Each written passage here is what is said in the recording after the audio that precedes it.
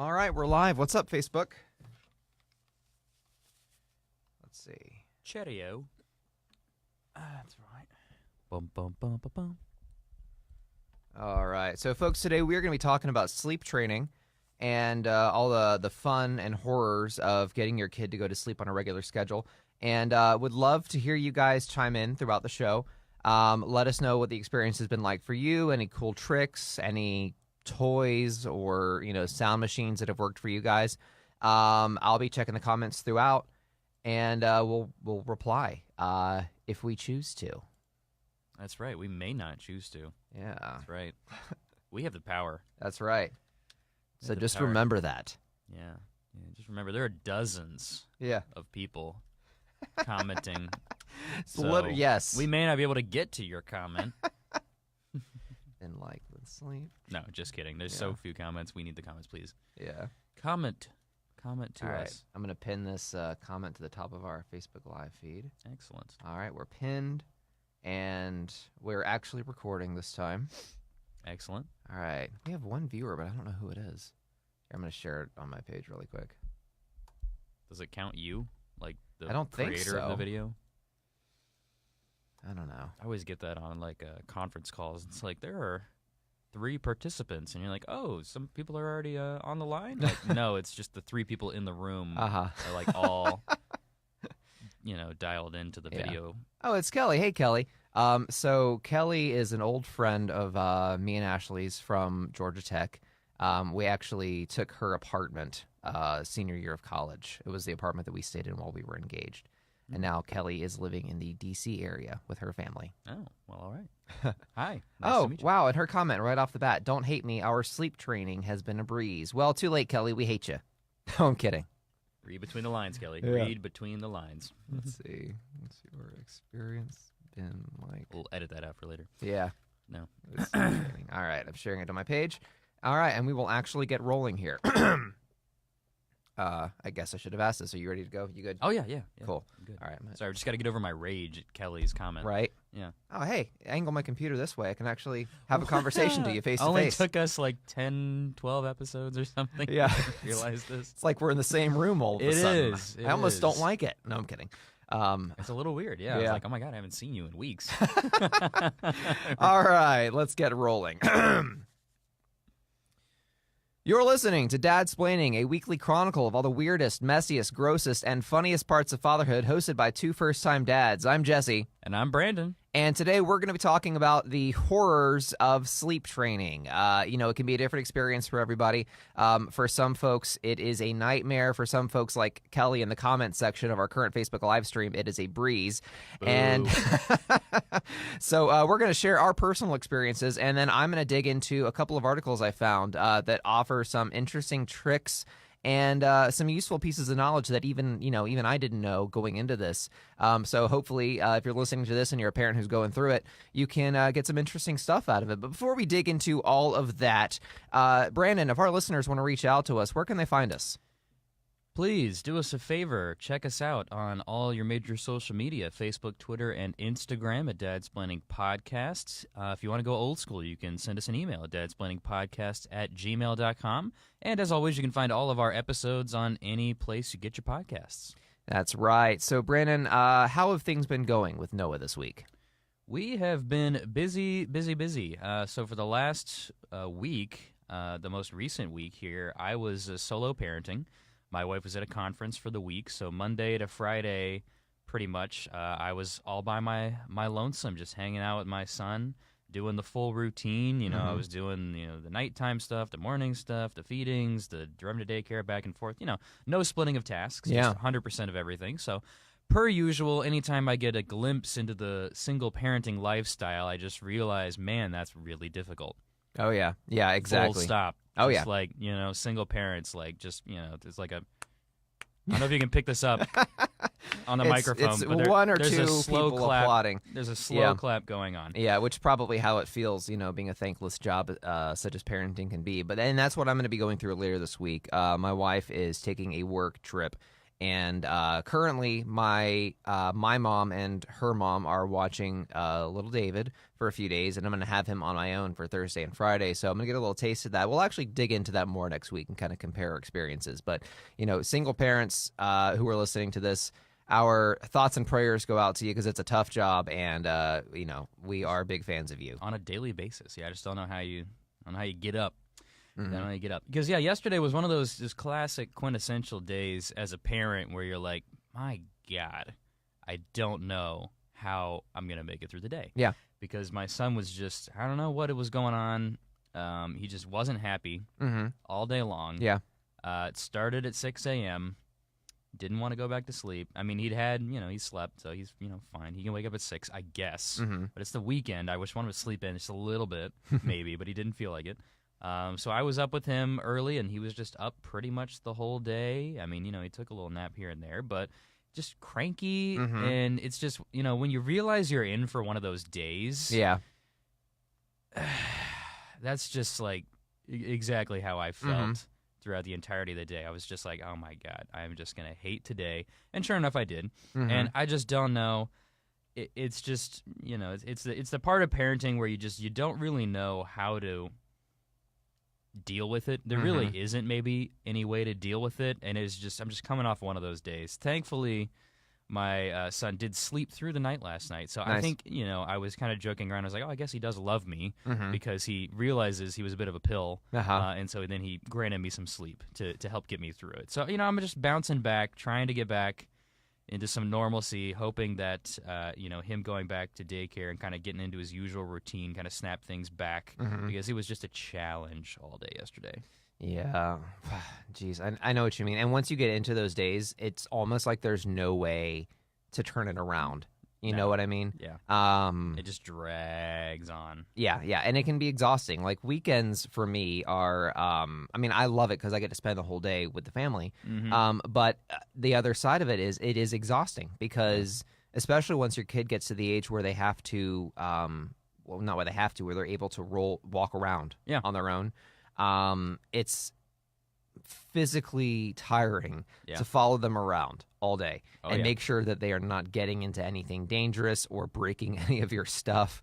It's you need a good hard nap at the end of it. And sometimes in the middle of it, like, when David goes to bed, like for his nap in the middle of the day on the weekends, I usually take a good little half-hour nap myself before I get into the chores. Yeah. Because that's the other thing. It's like in the middle of those days, like his nap time is the only time that you're able to actually get anything done in the house. Yep. So I think that's probably a pretty good way to transition into what we're talking about this week is, hang on a second. Get a little water here. I blew out my vocal cords last night singing in the car. What?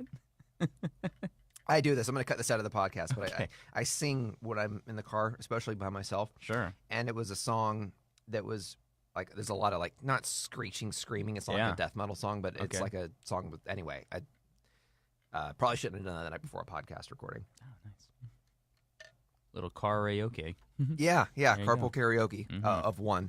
Anyway, back to the matter at hand. Oh, shoot. Where were we? You were using this as a perfect segue into okay. the... I'm just going to start that over. Yeah.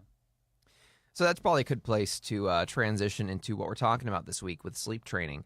It can start really, those first few months are the most crucial just in terms of you're getting the least amount of sleep right there, bringing the kid home from the hospital. And then you begin trying to get your kid on a consistent schedule. And there's all kinds of challenges along the way.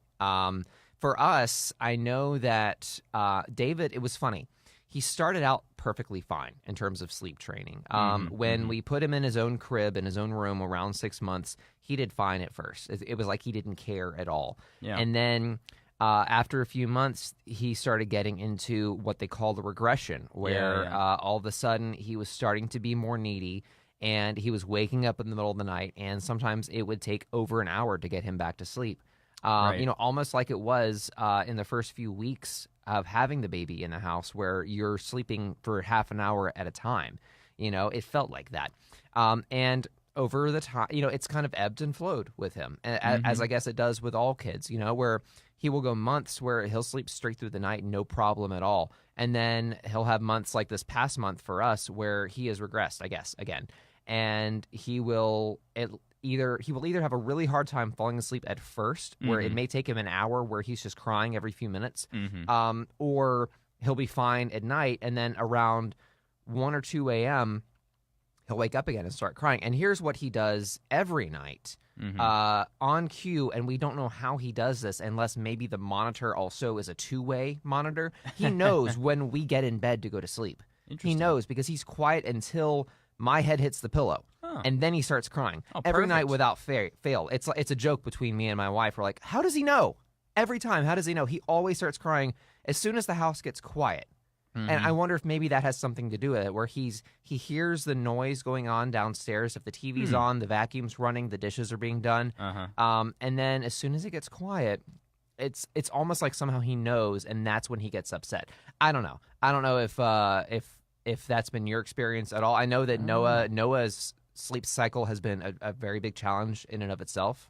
Have you tried varying when you go to bed? I guess it doesn't matter. Just whenever you do go to bed, he notices. We're not consistent. Like some nights we're up until midnight watching Netflix and doing dishes and cleaning the kitchen. And some nights we're so tired that we get in bed, before 10 o'clock. It doesn't matter. Whenever it is, he's like, aha. Exactly. Yeah. It's my gosh, what a little detective. It's like he's listening, with his ear to the wall, and then it gets quiet. And he's like, and he's like the Joker, right? In the Dark Knight. Here we go. Yes, excellent. Oh, sorry, creepy images there of the Joker, the crib, and anyway, sorry. Anyway. Yeah, wow. Oh, that's interesting. I can't say I have any of that. It's interesting. Noah, he does pretty good. He's very into his routine. And just by the way, we have talked about sleep training a little bit earlier on one of our previous episodes. We dug into like the routines quite a bit. I highly recommend because it's very useful. The easiest way to get the sleeping down is to do the day-to-day while they're awake routine to get that down. So Noah's really good with his routine, right? And we always end the day with, bath time, then he gets his bottle, and then he goes to bed, right? We'll see about the bottle as he's like a year now, and I don't know. We're struggling to make that transition. Yeah. But he's usually pretty good. Like even if he's like really fussy, he'll kind of go down usually without too much of an issue because he's tired at the usual time. Yeah. After a long day. So we haven't really had too much of a problem with that. We've always kind of had a problem with him waking up in the middle of the night. That's always been our thing. And for a long time, we really couldn't do sleep training for a couple of months at a time because he had a lot of ear infections. Yeah. And so if you've listened to some of our previous episodes, there's a lot of pieces about the saga of my son and his ear infections, and he's finally gotten over it, knock on wood. So he's been doing great since then. But yeah, it's always just been like, once or twice a night, kind of consistently.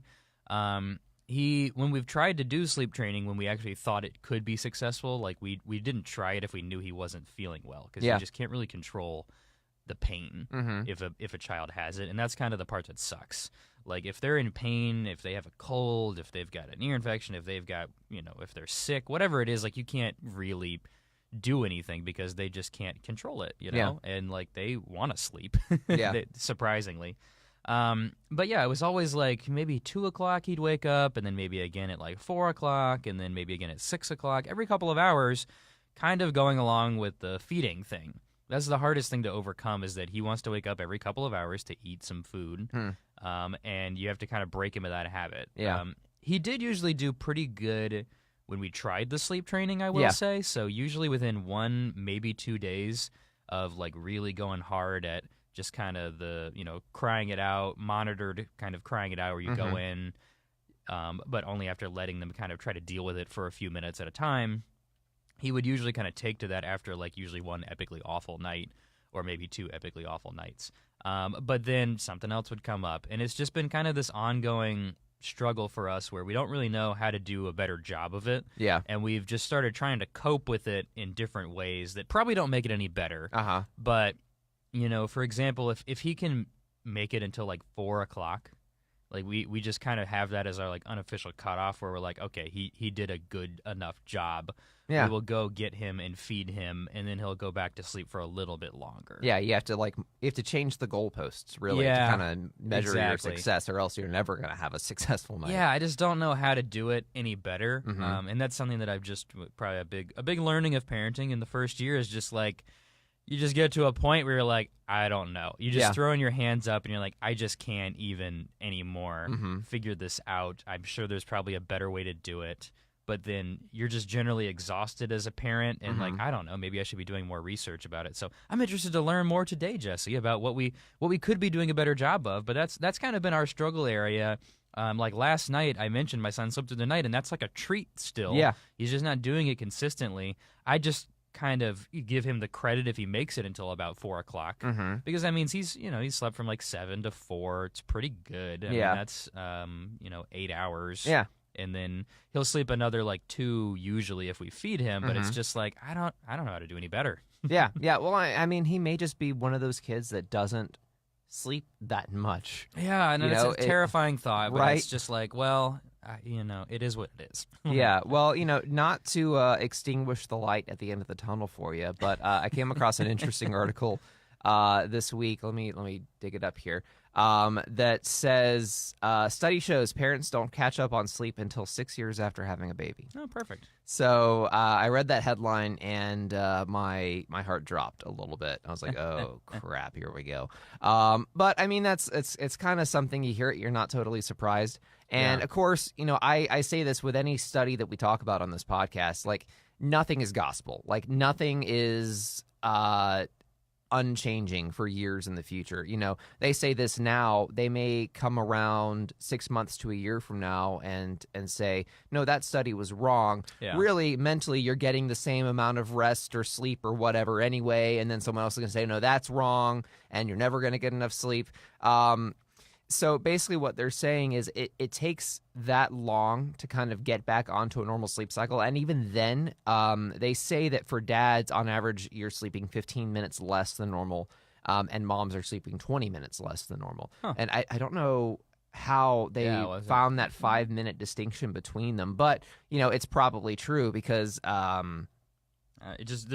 we have to be wrong in some way as the dads, just because we're doing X percent less. Yeah, and that 5 minutes is definitely enough to cause some resentment in the relationship. Yeah, that's if you want to put it in numbers, that's like your 5 minutes. That's like 25% less, right? It's 5 out of 20. It's a fifth. That's a fourth. There you go. Yeah, so we do 25% less. Yeah, exactly. As the dads, that sounds about right. I will cop to that. I don't know about you. That sounds about right. Yeah, but so I took a poll of parents on my personal Facebook page anyway, and I asked them, how long did it take you to get back a normal sleep schedule after your kid was born? And the general consensus was never.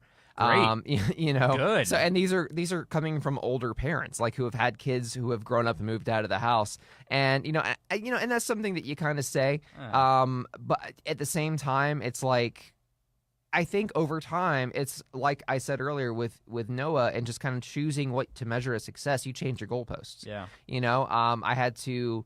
You may have to decide that from now on, 8 hours is not what you're going to get, but that you can function properly on 6 hours. Yeah.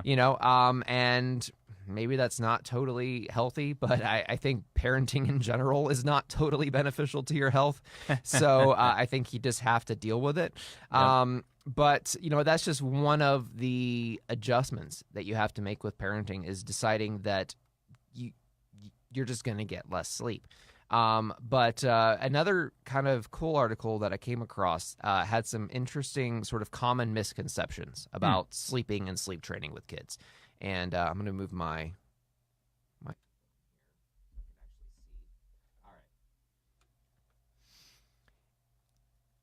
Here we are. And I learned some interesting stuff from it. So the first misconception that they list here is that an early bedtime must mean an early wake-up time. And what they're saying is, we think that when we go to bed later, we sleep in later the next morning. But the thing is, babies are not the same as that.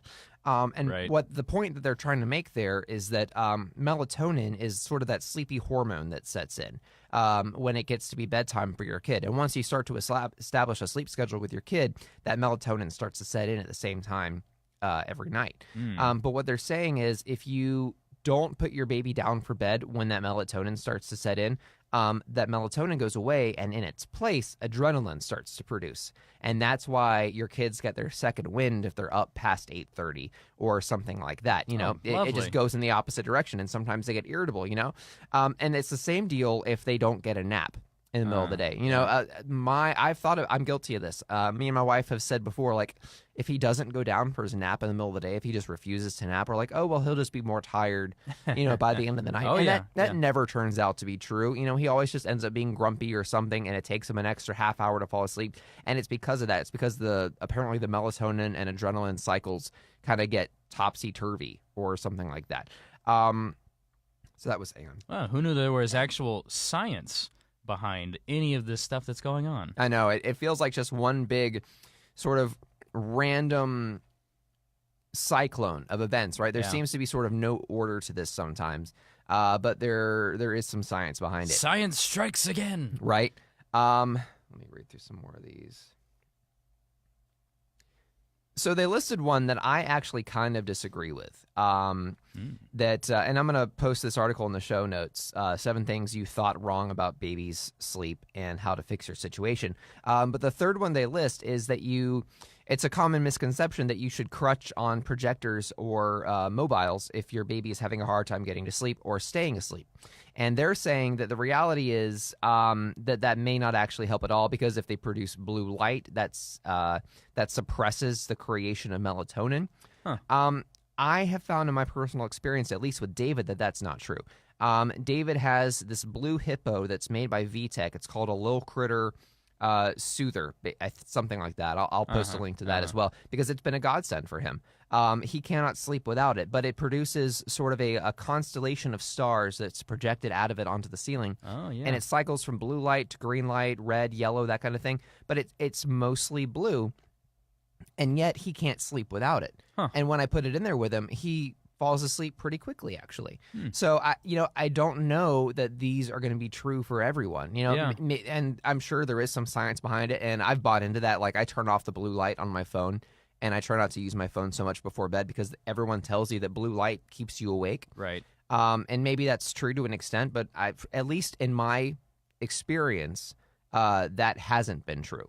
Oh, yeah. Interesting. Yeah, we haven't used any kind of projecting light, any kind of a thing. He has a mobile, but it's just like a little stuffed toy kind of a thing over his bed. And I mean, he doesn't even really interact with it or even like utilize it or look at it or anything. Like, Noah's either like asleep or awake. Like, that's kind of it. Like, we put him down, he's fine. He doesn't really use anything to help him kind of get to sleep or drowse off or anything. And it's funny because you guys actually gave us one of those hippos for Noah's birthday. Thank you for the gift, by the way. Oh, yeah, absolutely. Yeah, and we haven't really yet figured out how to introduce it into his sleeping, just because he, like I mentioned, like he kind of does fine. If he's usually pretty logical. Not that I like to admit this, because I want him to sleep always every night for as many hours as possible. Yeah. But usually if he wakes up, there's a reason, right? Like, he's either hungry or he's pooped or something. Yeah. And so we tried, admittedly, maybe only one time, maybe twice. I can't remember how many times we tried. But we tried to, like, put him down, and then we, like, put the hippo in. And it's just, like, anytime you do anything out of the norm, he just, like, latches onto it immediately. And he just, like, sprang up, and he's like, oh, my God, what is this? I've got to go investigate. And he just, like, spent time just, like, knocking it around. Like, literally, he would just, like, go over to it, and he was just, like, smack. Smack. And he was just kind of like, we tried to turn the sound on, we tried to do whatever, like, I don't know. And it kind of goes back to, I don't know if his hearing is, like, all the way back yet. Sure. From having the ear infections. That's just something that you learn, is it really can impair their hearing. So maybe he doesn't really get the music. And we talked about this in one of our other episodes about babies and listening to music. I just don't know if my son can quite pick up on music right now. It's only been a couple weeks since he's gotten over his latest ear infection, so we haven't really figured out the hippo yet. We just kind of are, bare bones when it comes to the sleeping approach. Like we put him in the crib, and that's kind of it.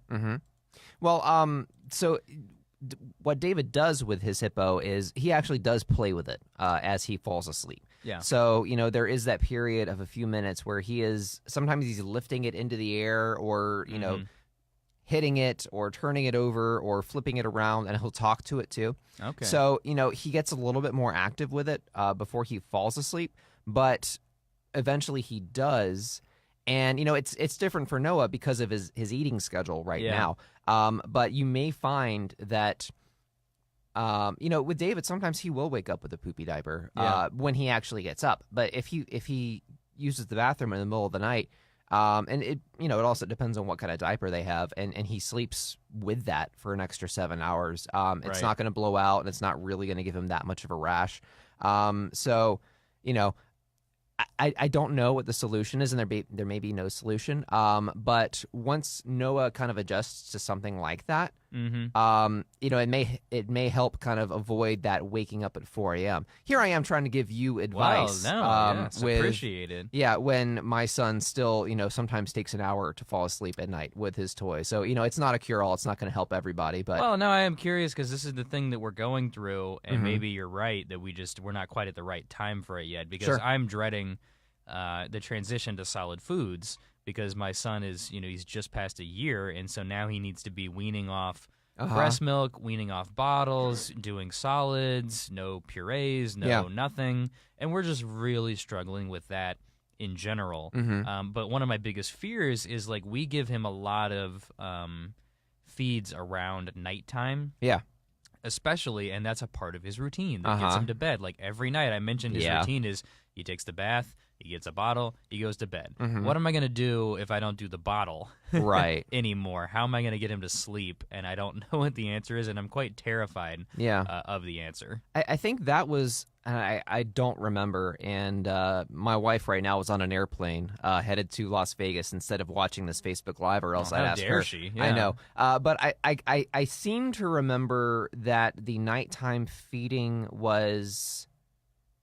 it disappeared around the time, that right before we finished weaning him. Yeah. I know that at the very end of weaning him off breast milk, it was like just at morning, at lunch, at night. Like, we didn't have, so many a day. Yeah. I know that bedtime one was one of the last ones to go. Yeah. But definitely the middle of the night one stopped. And then he wasn't hungry until his first one of the morning, which was, I guess, around 7 or 8. It feels like it's been so long now that I don't totally remember. But yeah, that's the linchpin, and it feels like probably once you get him fully weaned, it probably sounds obvious, but he'll probably have a lot time better. See, I'm so sleep deprived still as a parent that my words come out of order sometimes. Yep.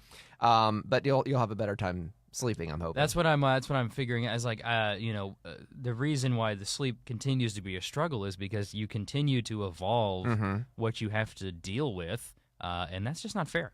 A lot of parenting is just not fair, and I just don't know who made up these rules, but it's just not fair. But yeah, like, even if you get it down to like a decent-ish level, then you take away the bottles, and they've got to struggle and be hungry. And my doctor, I like my doctor, but like, a lot of the times, the things she's telling me is just stuff you just do not want to hear. Yeah. As a parent, most of the time that's the case. Like, you need to switch to solid foods. Like, you don't want to hear that. But I think that's a doctor's job to tell you the things that you don't want to hear. But the one in particular that's happening of late is with that transition. She's like, well, in your training of getting them to eat solid foods, they may not want to do it, right? They may not like it, and you just kind of have to let them not eat, and then until they get hungry, and then they will kind of be forced to eat. And I'm like, well, that sounds great, doc. Like, let me just starve my child, right? And then. But in the back of my mind, after I've made that first joke, I'm just thinking like, oh my God, does she really think that I'm going to put my kid to bed without having given him some food of some kind? Because he is not going to sleep, and then I'm going to be paying for it in the middle of the night. Like, who thinks this is okay, doc? That like I can starve my child, and then he's going to wake up in the middle of the night, and then what am I supposed to do about that? That's my problem. All over again, so I'm paying for it on the front end because he's pissed at me for not giving him any food that he likes, and then he's going to wake me up in the middle of the night, and I can't feed him a bottle. What do I do? Yeah, I don't know. I don't know either. I don't know what to tell you. This is a great podcast. Yeah, right. This is basically every episode in a nutshell for us. It's like we start off with a problem that seems like there'd be a solution to it, and then over the course of half an hour, we just say "I don't know" to each other several times. Perfect. But that's all parenting is. Let's go back to the science. Right. What does it tell me? Well, one thing I want to switch to is because I don't have a solution here, but I'm going to talk about getting them to sleep in the first place, because you and I have both tried the same method with some success, and it's never 100%. But the Ferber method, what everyone calls the cry it out method, is still one of the most recommended methods by doctors, as far as I can tell.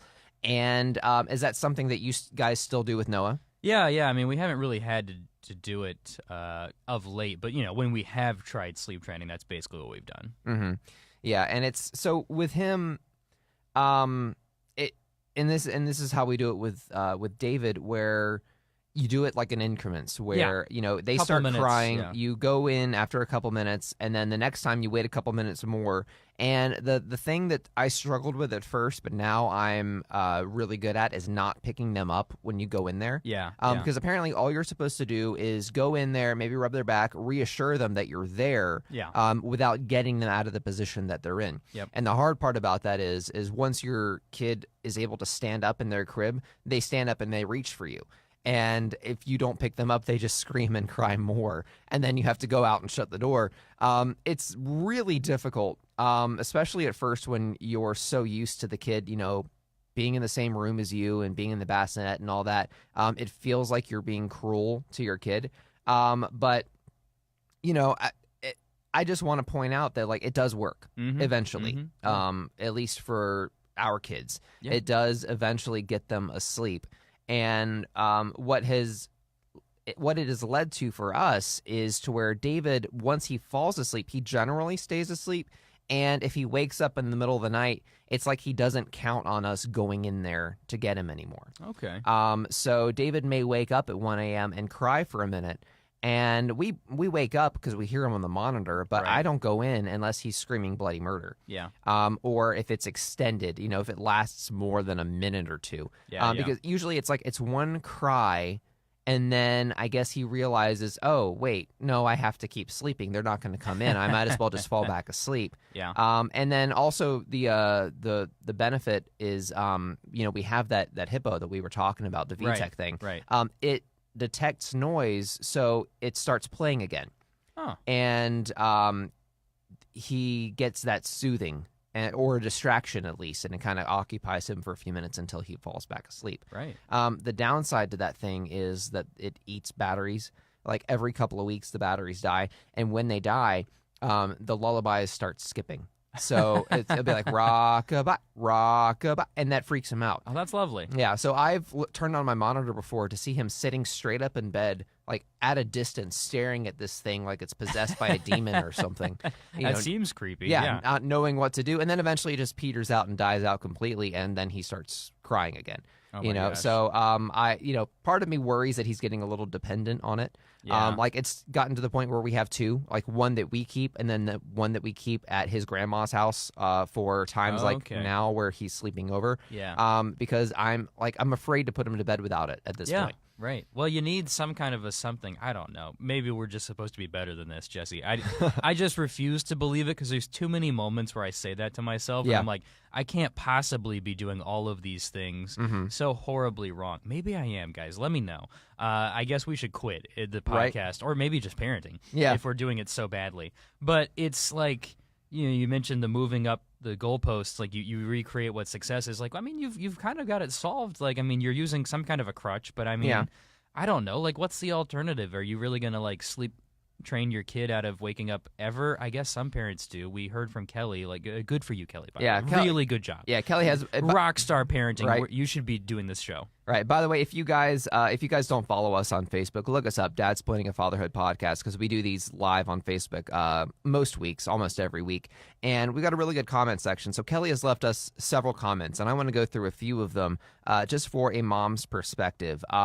because she said that she's had a lot of success with it, but that it hasn't been perfect. She said that the more I hear about your struggles of parental amnesia is lifting. Yes. Which happens with us. Like, let's bring ourselves back to the horrors. Exactly. That's what the show is about. I think we put that sort of mask over the past. It's like, yeah, it was really great because nostalgia, right? And then the more you talk about it, the more you're like, oh, wait, no, it was horrible. I forgot. God, I was awake at 3 a.m. and I didn't even realize it. Yeah, so she says all 3 kids had lots of congestion in their early months from 1 to 5. So we would let them fall asleep elevated in their swing and then transfer them to their crib. If they wouldn't fall asleep in the crib, we'll move them back to the swing and try again. Many nights they were sleeping elevated. After their congestion cleared, we'd have to spend 1 to 2 nights to relearn to sleep flat again. Yeah. So, and she's used pacifiers for the younger 2 kids, and that's helped them soothe them during the night. And by the way, David also sleeps with his pacifier every night still. We're trying at this point to start to wean him off of it, which we've gotten to the point where most of the time he doesn't have it when he's home with us just running around playing. He has one at daycare, and then he sleeps with it at night too.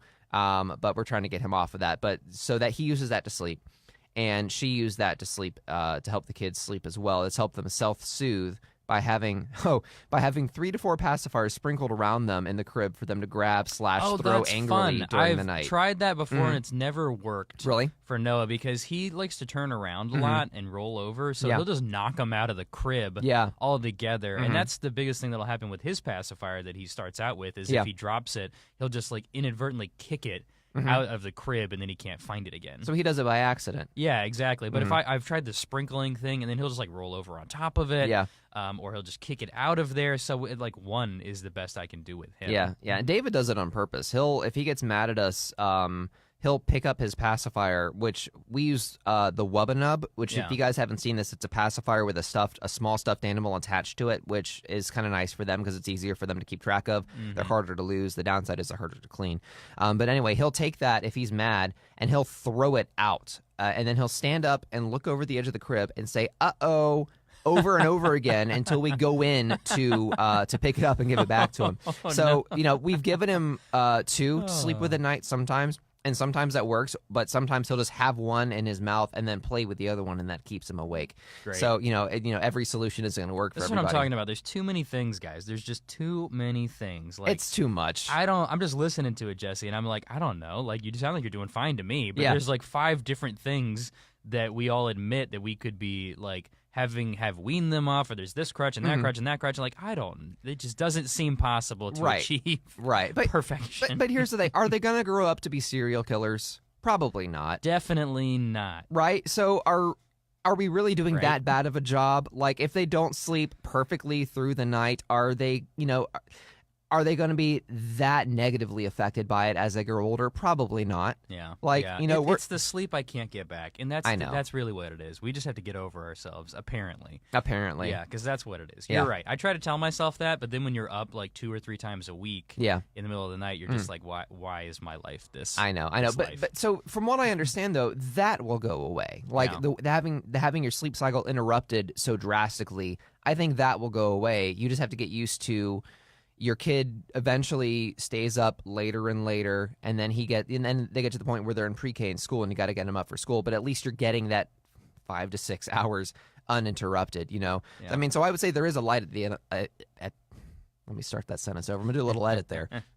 So I'd say there is a light at the end of the tunnel for you and Austin in that regard. Excellent. We extinguished it earlier in the episode, but it's back on again. Exactly. That's what I'm getting. Yeah. So I mean, probably once you guys get through the weaning and getting the eating adjusted, I'm sure that he'll start sleeping through the night. Not every night. David doesn't do it every night, but I mean, it's killing me. But that's what this life is. It's like stress and anxiety and like fear and.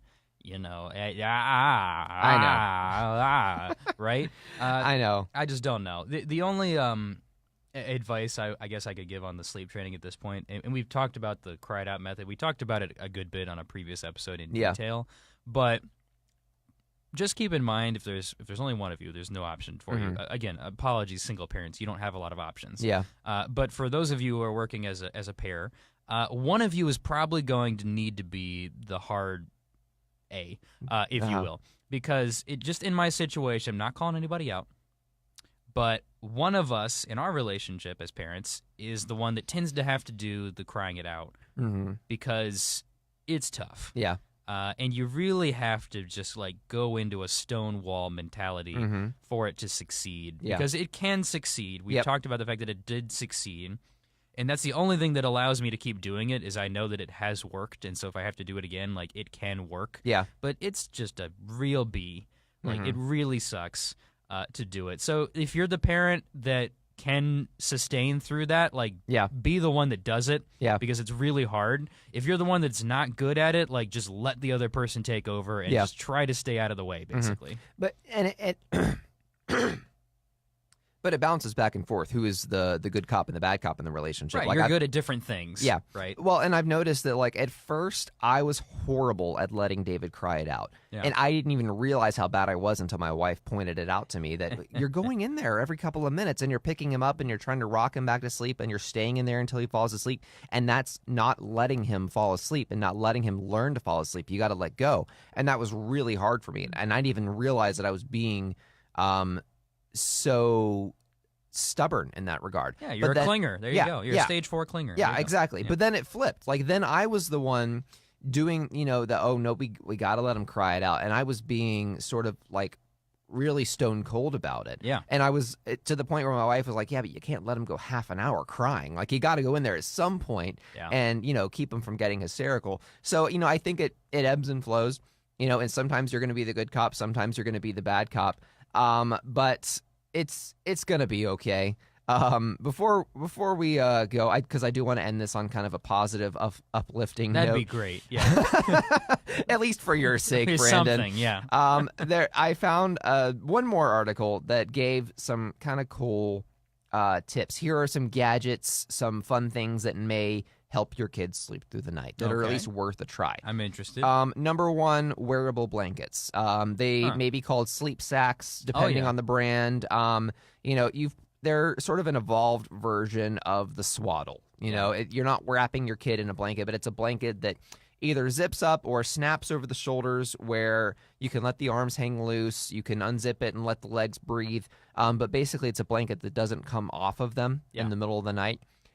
We don't do this as much right now because it's getting to be warmer here in Atlanta. Yeah. But in the wintertime especially, these things are great. And it kind of restricts mobility a little bit to where they're probably not going to roll around and stand up and walk around in their cribs so much, but that they can pull themselves up if they need to. They can flip over, so it doesn't necessarily strap them to the mattress. But they recommended the Halo Sleep Sack Swaddle, which is the same brand that Ashley and I used for David. And you guys have a sleep sack as well, right? We have a sleep sack, yeah. We've still been rocking that. I mean, that's another thing where it's like, I don't know, I guess eventually he needs to not use the sleep sack anymore. There's all these rules, man. That's the problem. Why are there all these rules? It's like, oh, well, he can't do that for forever. I'm like, well, what's going to happen? Is he going to be 25 and using a sleep sack? Probably not. Probably not. But he likes the sleep sack still. Yeah. So do I really need to give it up? Yeah, no, a sleep sack every night. Yeah, let him use it if it works for him. Yeah. Then they recommend a brand that I'm not familiar with that some of our listeners might have heard of, Hannah Anderson Pajamas. Apparently they're more expensive. They're kind of high-end pajamas. They're not like the cheap kind you're going to get at Old Navy, which I mean that's like all we have. It's like the difference between Target and Target. Yeah, I see. But they say basically these high-quality 100% cotton pajamas, they hold up 3 times as well as your store brand, basically. So they last longer. But to me, my thing is, at least in the first couple of years, your kid grows so fast that you're not going to need pajamas lasting more than 6 months. Yeah. Like David can barely fit into his 12 to 18 month pajamas right now, and he's 17 months old. Right. So I mean, that probably works better as your kid gets older and they don't grow quite as fast. Yeah, I haven't really noticed that his clothing matters for my son. Like we did the full footy like onesie pajamas all throughout winter because it was cold and he needed to be covered head to toe basically. Yeah. Because it's just going to be colder at night. But, now that it's warmed up, we've switched back to little onesies and I mean, he's fine. Like, yeah, I haven't had any issue where I felt like his clothing has been a thing. I don't know. Yeah, I'm kind of in the same place. They also recommend, in terms of lighting in the room, flameless candles. So those artificial candles that have like the kind of the flicker. Yeah, it's not a hologram, but it's like a thing that looks like a real candle. I guess the thought behind that is it gives them something to focus on. Oh. It gives them something to focus on, and it kind of, because they said basically my 4-year-old would always sneak out of her room to come to us and say, "Oh, I have something important," or "I'm scared of the dark," that kind of thing. So they use these LED candles, and that kind of, I guess, distracts the kid and gives them a little light in the room so that they're not totally afraid of the dark. They said the downside is if these are wax candles, be careful because kids will bite into them. That's weird. So maybe that's something more for like a slightly older. Yeah, I think so. And it just seems like a big distraction. Exactly. But I wanted to bring it up because we do have listeners that have toddlers and older kids for sure. And I feel like you're always going to need these tips even as a kid gets older. They also recommend constellation projection night lights, kind of like the VTech hippo that we've been talking about. Yeah, take that, science. Right? Yeah. and they say the same thing, the experience that we had. If we forget to turn it on or if the batteries died, the kid would refuse to settle down without it. So, kids get attached to these things, but I don't think that's going to last forever. Yep. They bring up a really cool alarm clock. It's called OK to Wake, where it'll be a faint red light until it's time to wake up, and then it turns green, which is great for kids before they learn to read clocks. That, okay, I can't get out of bed yet because the thing is still red. Yeah, I've heard about that because, again, when your kid gets a little bit older, once they wake up, they're going to want to run in and, jump on the bed or whatever. But as parents, you set up this relationship where it's like, I will flag for you literally via this light. Yeah. It's okay to get up and come play with me. And so you get like the Bluetooth lamp. We have one in our kids' room actually already, but we don't use it for that purpose yet. We just use it as like a night light. Yeah. And it has different cycles and colors and sounds and things like that. So they're pretty cool, and they can be used in different ways. So you can get one of those things and just use it as a night light when you go in there in the middle of the night. And then eventually upgrade to its intended purpose. I see. And what I would recommend is a little evil plan here. Kind of treat it like an elf on the shelf where you say, it turns green when you can go, but if you get out of bed before it turns green, it can see you and it will tell us. And kind of, give them that like, oh, Santa's always watching me kind of thing. I don't know. Maybe that's psychologically bad for your kid, Creepy, but I say maybe. If it works, effective, it works. Absolutely. They also bring up Baby Bjorn potty chairs for when your kid gets to the potty training phase where they can go to the bathroom on their own.